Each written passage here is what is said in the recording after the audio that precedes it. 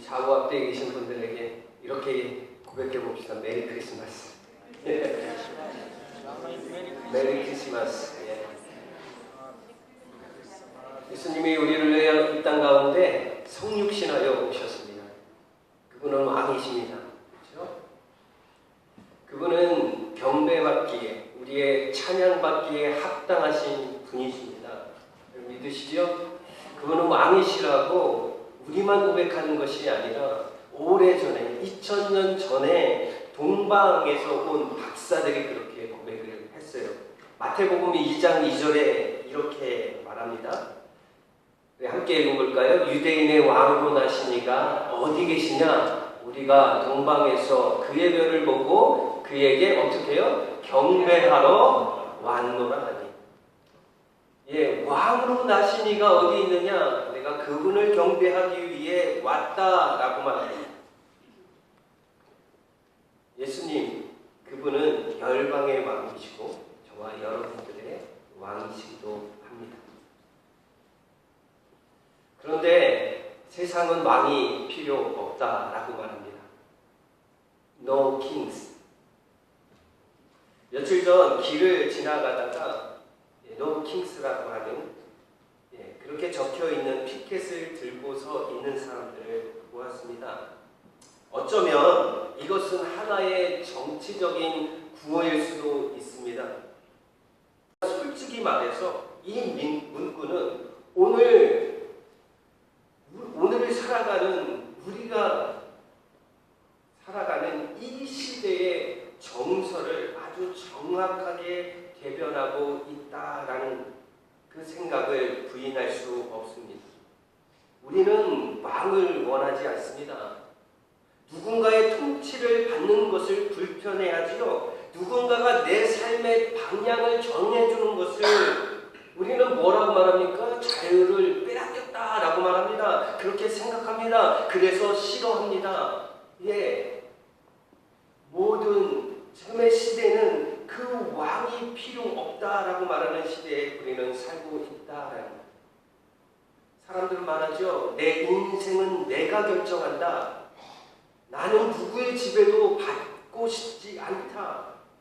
무슨 말입니까? 스스로 주인이 되기를 원한다. 스스로 왕의 자리에 앉기를 원한다. 어떻게 보면 이 시대는 왕이 필요 없다라고 고백하지만 그 내면에는 내가 그 왕자를 차지하고 싶다라는 열망을 갖고 있다라는 거예요. 그러나 우리에게 오늘 이런 질문을 하기를 원해요. 누가 내 삶의 왕인가? 누가 내 삶의 왕인가? 여러분, 팀 켈러 목사님은 이 시대를 이렇게 진단합니다. 사람들은 왕을 원하지 않는다고 말하지만 사실은 더 잔인한 왕들을 선택한다. 왕을 거부한다고 해서요, 왕의 자리가 비워지는 것이 아니죠. 그 자리에 반드시 무엇인가가 자리한다라는 것을 말합니다. 그 왕의 자리에 때로는 성공이라고 하는 것을 앉혀놓기도 합니다. 때로는 물질이기도 하지요. 명예이기도 합니다. 사람의 인정이기도 합니다. 어떤 이는 핸드폰이라고도 이야기하더라고요. 어떤 이는 게임이 될 수도 있을 것입니다. 결국 그것 앞에 무릎 꿇고 살아가는 모습, 저와 여러분들의 모습은 아닙니까?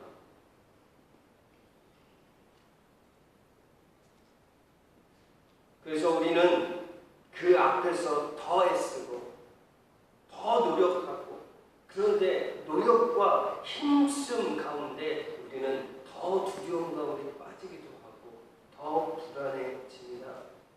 그래서 수많은 왕들을 만들어 내기도 합니다. 바로 그때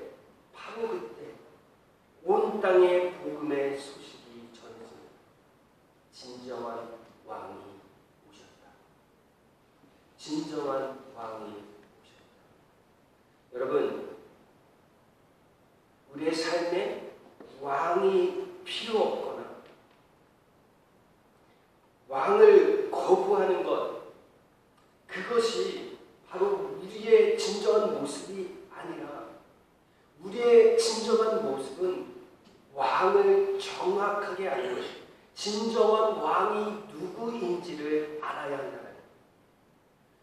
그래서 우리는 성경 말씀에 집중해야 하겠죠. 누가복음 2장 11절에 이런 말이 나옵니다. 함께 읽어보겠습니다. 오늘 다윗의 동네에 너희를 위하여 구주가 나셨으니 곧 그리스도 주시니라.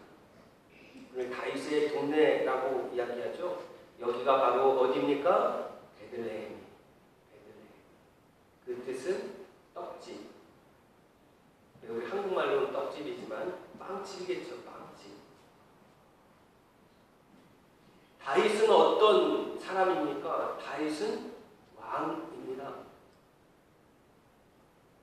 왕의 동네에 너희를 위하여 구주가 나셨다라는 의미가 무엇일까요? 장소적인 위치적인 의미입니까? 아니죠. 왕이 탄생했다는 의미입니다.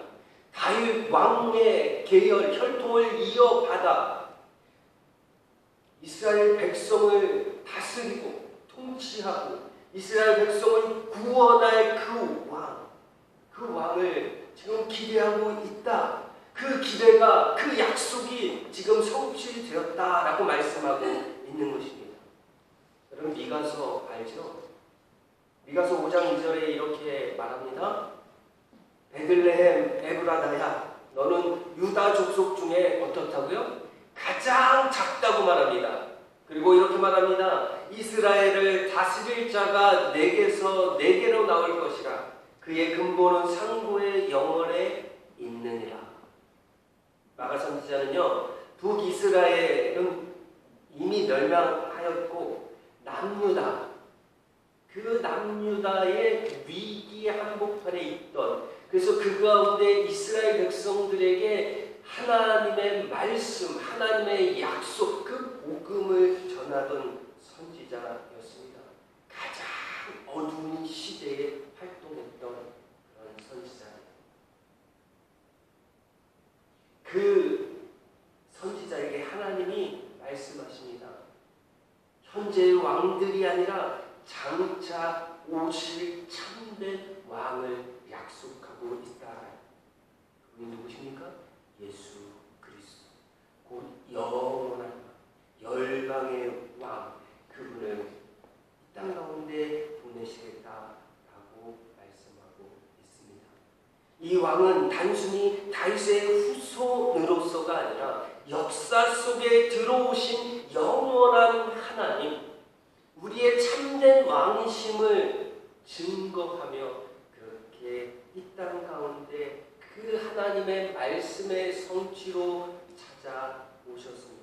오랜 시간 기다렸던 그 메시아 그리스도, 우리의 구원자, 진짜 왕, 참 왕, 그 왕이, 그 예수 그리스도가 탄생하셨다라고 말씀하고 있습니다. 그는 그리스도 주십니다.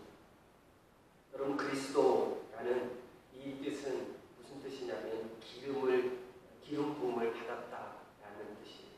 히브리어로는 메시아, 헬라어로는 그리스도. 기름 부음을 받았다. 성경에 보면 세 직분자가 기름 부음을 받습니다. 첫 번째는 선지자이죠. 하나님의 말씀, 그 말씀을 가르치고 전하는 사역을 감당하도록 부르신 선지자가 있습니다. 두 번째는 제사장이 있죠. 제사장은 어떤 역할을 합니까? 하나님께 예배하도록, 이스라엘 백성들이 하나님께 제사를 올려드리도록 그렇게 돕는 중보자의 역할을 하는, 그때 제사장을 세울 때 기름 부음을 받죠. 그다음 마지막으로는 왕을 세울 때에 기름 부음을 받습니다. 그리스도 기름 부음 받은 자, 기름 부음 받은 자라는 뜻, 주라는 단어는 요즘은 그냥 자연스럽게 아무렇지도 않게 그냥 주라는 단어를 사용하죠. 그런데 예수님이 탄생하시는 그 당시는 이 주라는 단어는 단지 호칭이 아니라 왕에게만 왕권을 선언하는 것으로 사용되어졌습니다. 그래서 그 당시는 로마 황제를 주라고 이야기했습니다. 다른 어떤 사람도 주라는 호칭을 들을 수 없습니다. 오직 로마 황제에게만 주라는 호칭을 사용할 수 있는 그런 시대였습니다. 그런데 바로 그때 예수 그리스도, 그분을 그리스도 메시아로 그리고 왕으로 지금 선포하고 있다라는 것이죠. 예수님은 주인이신다 이 말을 뛰어넘어 예수님은 나의 왕이십니다 라고 말하고 있는 것입니다. 여러분, 이 왕은, 예수 그리스도는 어떤 왕이십니까? 세 가지로 나눠 보려고 합니다. 첫 번째는 이 왕은 우리와 함께 계시는 왕입니다. 마태복음 1장 23절에 이렇게 말해요. 아까도 저희가 교도문을 통해서 여러분 읽었듯이, 여러분 메모리 할 수 있나요? 보라, 처녀가 잉태하여 아들을 낳을 것이요 그 이름을 뭐라고 하라고요? 임마누엘. 이 뜻이 무슨 뜻입니까? 하나님이 우리와 함께 하신다는 뜻이죠. 여러분, 어렵고 힘들 때 임마누엘 이런 고백을 했으면 좋겠어요. 가장 어두운 시기를 여러분 지나고 계십니까? 답답함이 있습니까? 때로는 어떤 소망 가운데 여러분 있습니까? 그때 여러분 이런 고백들을 했으면 좋겠어요. 임마누엘. 여러분 상황이 어떠하든 임마누엘이라고 고백하는 저와 여러분 되었으면 좋겠습니다. 주님이 우리와 함께 하신다. 주님이 우리와 함께 하신다라고 하면은 어떤 마음? 기쁘지 않겠습니까? 즐겁지 않겠어요? 그래서 성탄절은 가장 기쁘고 즐거운 날이라는 사실을 여러분 놓치지 말아요. 아이들의 날, 아이들이 선물 받는 날, 여행 가는 날, 이 정도로 우리가 축소시킬 수 없지요. 예수 그리스도가 이 땅 가운데 우리와 함께 하시겠다라고 오셨습니다. 어둠 속으로 들어오셨죠. 눈물 속으로 들어오셨습니다. 죄와 상처의 자리 한가운데로 들어오셨습니다. 우리의 연약함, 우리의 모자람, 우리의 눈물 씻기시기 위해 우리 가운데 오셨죠. 이것을 우리는 복음이라 말합니다. 너 혼자 두지 않겠다 라고 말씀하시는 거죠. 너는 혼자가 아니다. 네가 무서워할 때, 네가 두려워할 때 내가 항상 그 옆에 있다. 내가 울 때에도 웃을 때에도 내가 함께한다 라고 말씀하시는 것입니다. 나는 임마누엘이다. 내가 너와 함께하겠다. 우리의 왕이신 예수님은 우리와 함께 계시는 왕이십니다.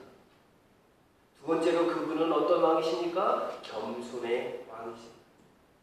누가복음 2장 12절, 우리가 읽지는 않았지만요, 이 말씀 가운데 우리 함께 읽어볼까요? 읽어보겠습니다.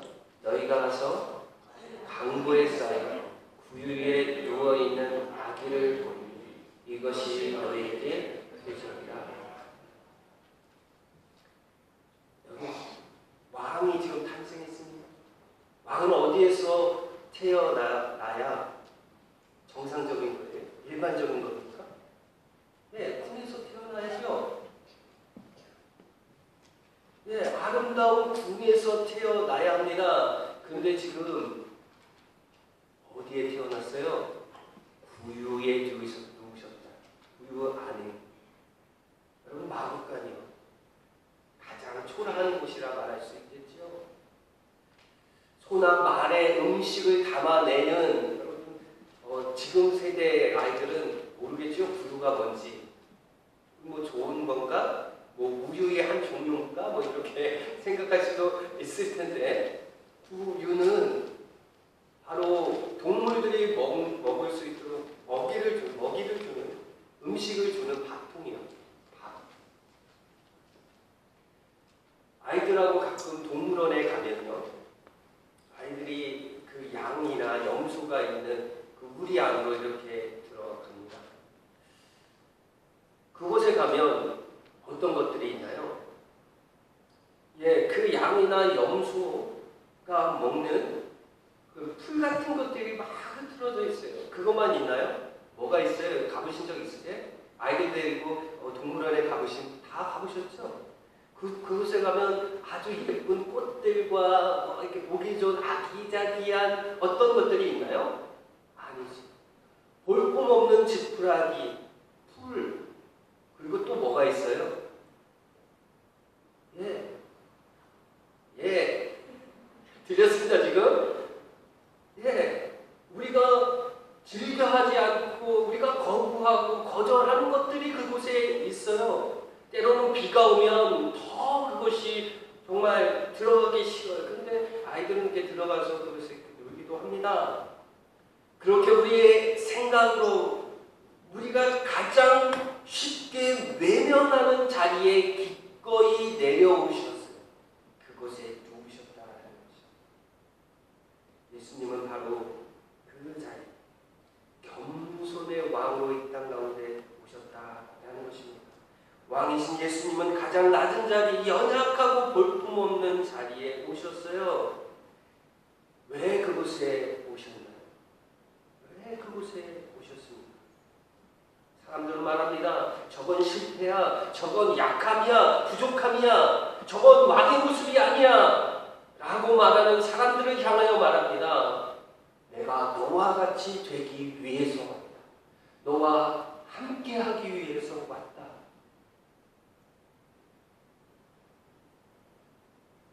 하나님의 뜻이 그 가장 낮은 자리에서 드러나지 않습니까? 가장 낮은 자리, 십자가에서 가장 깊고 위대한 구원의 역사를 이루어내시기 위해 겸손의 자리, 겸손의 왕으로 이 땅 가운데 오셨습니다. 겸손은요, 어떤 의미를 갖고 있습니까? 나를 낮추는 것, 예, 그런 의미를 갖고 있습니다. 그런데 그 남가주에 가면은 세르백 교회라고 하는 곳에 리고렌 목사님이 계세요. 목적이 이끄는 삶이라는 책 아시죠? 그 책을 쓴 그런 목사님인데, 그 목사님이 이런 말을 했습니다. 겸손 없이 다른 사람을 이끌고 격려하는 것은 불가능하다.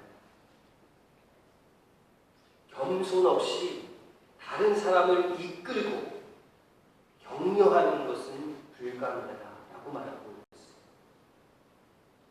우리를 이끄시고, 우리를 격려하시고, 우리를 인정하시고, 우리를 사랑으로 품어내시기 위해 왕이신 그분이 겸손의 자리로 내려오셨습니다. 저와 여러분들 그 예수님의 겸손 가운데 겸손을 연습하는 저와 여러분들이었으면 참 좋겠습니다. 겸손을 연습하기에 가장 좋은 악기가 있는 것 같아요. 오늘 확인했습니다. 제가. 뭐냐면 핸드벨이에요. 그러면 핸드벨 연주 아이들이 이렇게 연주하는 모습을 보면 어떤 생각을 하셨어요? 정말 나도 할 수 있겠다. 뭐 그런 생각이 저는 들더라고요. 어떤 생각이 드셨습니까? 핸드벨 연주에는 겸손의 미학이 있는 것 같아요. 한 사람이 모두 하나를 연주하는 피아노 같은, 아니면 바이올린 같은 그런 것이 아니죠. 어떤 것입니까? 각자에게 맡겨진 음이 있잖아요. 그 각자의 자리에서 각자의 역할이 주어질 때 땅 해야 아름다운 음악이 만들어져요. 한 사람이 모든 소리를 만들어내는 것이 아니라 각자의 크기만큼, 그 음만큼, 주어진 음만큼, 맡겨진 음만큼 때로는 여기서 침묵을 지켜내야 기다림이 있어야죠.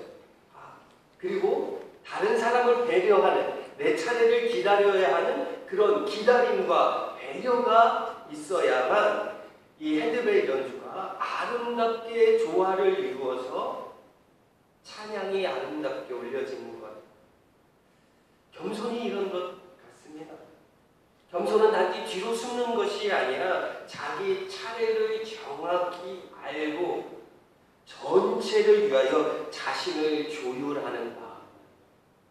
그리하여 이 겸손을 통하여서 누군가를 이끌고 누군가를 격려하며 그렇게 이 겸손의 마음, 아름다운 연합을 이루어내는 것처럼 저와 여러분들에게도 그런 겸손의 왕이신 예수 그리스도 안에서 그 겸손의 위함, 기쁨, 아름다움을 만들어내는 저와 여러분들에게 주님의 이름으로 부탁을 드립니다. 주님은 우리와 함께 계시기 위해 왕으로 오셨습니다. 그 왕은 군림하는 왕이 아니라 겸손의 왕으로 오셨습니다. 마지막으로 그 왕은 샬롬의 왕이십니다. 누가복음 2장 14절에 이렇게 말씀하고 있습니다. 함께 읽어볼까요? 지극히 높은 곳에서는 하나님께 영광이요 땅에서는 하나님이 기뻐하신 사람들 중에 아멘이십니까? 하나님이 기뻐하신 사람들 중에 무슨 의미입니까? 우리 공동체 안에, 그 안에 예수 그리스도의 오심은 평화. 왜요? 그분이 바로 샬롬의 왕이시기 때문이죠. 여러분, 이 평화는 전쟁이 멈추어 오는 평화가 아닙니다. 문제가 사라져서 오는 평화가 아니에요. 시험이 없어지거나 친구와의 문제가 사라져서 오는 평화가 아니라 우리에게 많은 것을 주셔서 많이 소유하는 것으로 경험하는 평화가 아닙니다. 이 평화는 왕이 바뀔 때 오는 평화. 왕이 바뀔 때 오는 평화. 여러분, 우리 스스로가 왕이 될 때에는 절대 하나님이 주시는 그 평화를 누릴 수 없습니다. 누가 우리의 왕이 될 때 누리는 것입니까? 예수 그리스도가 우리의 왕이 될 때 누리는 평화입니다. 여러분, 요한복음에 보면 예수님께서 제자들에게 말씀하시는 내용 나오죠. 평화를 너희에게 주노라. 이 평화는 세상이 줄 수 없는 것이다. 이 세상이 줄 수 없는 그 평화를 내가 너희에게 준다. 그러니 너희는 근심하지 말고 두려워하지 마라. 여러분, 두려움, 걱정, 염려가 우리 가운데 있어요. 연말이 지나가며 여러 가지 일들로 분주하십니까? 새해를 기다리며 소망이 아니라 새해가 안 왔으면 좋겠다. 한 살 더 먹으니까. 한 살 더 먹으니까 안 오면 좋겠다. 혹시 두려움에 여러분 사로잡혀 있습니까? 주님께서 말씀하십니다. 내가 너희에게 평안을 준다. 나만 바라봐라. 내 안에 있어라. 너희는 두려워하지도 말고 염려하지도 말라. 라고 주님이 말씀하고 있습니다. 예수님은 평화의 왕으로 이 땅 가운데 오셨습니다. 샬롬. 우리 좌우에 계신 분들하고 이렇게 고백할까요? 샬롬. 오늘 말씀을 맺으며 여러분들에게 묻고 싶습니까? 누가 여러분들의 삶의 왕이십니까? 사랑하는 여러분, 여러분들이 이렇게 다 고백했으면 좋겠습니다. 나의 왕은 예수님이십니다. 내 삶의 주인, 내 삶의 왕은 예수 그리스도이십니다. 주님은 어디에 계시든지 왕이십니다. 약하고 누추한 곳에 계셔도 왕이십니다. 연약한 자리에 계셔도 왕이십니다. 그분은 여전히 나의 왕이시다 라고 고백하는 저와 여러분 되기를 바랍니다. 우리 성탄 감사 예배로 하나님 앞에 올려드리지요.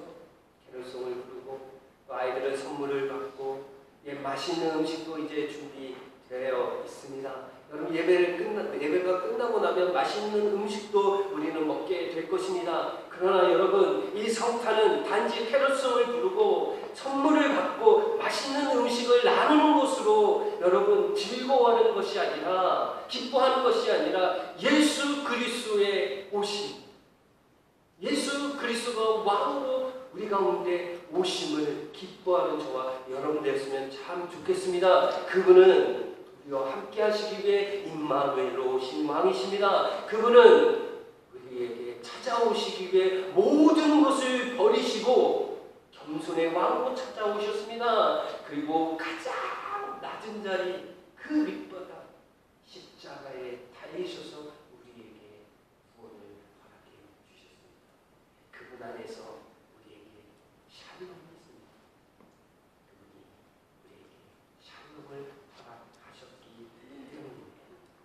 사랑하는 여러분, 여러분들이 앉아있는 여러분 왕자로 앉아있는 그 왕의 자리, 담대함과 성실함과 믿음을 통해 여러분 그 자리를 예수 그리스도께 내어드립니다. 그래서 주님이 나의 왕이십니다. 주님의 나의 모든 결정권을 가지고 계신, 주권을 가지고 계신 왕이십니다. 그렇게 고백함으로 하나님의 평안과 기쁨이 늘 넘치시는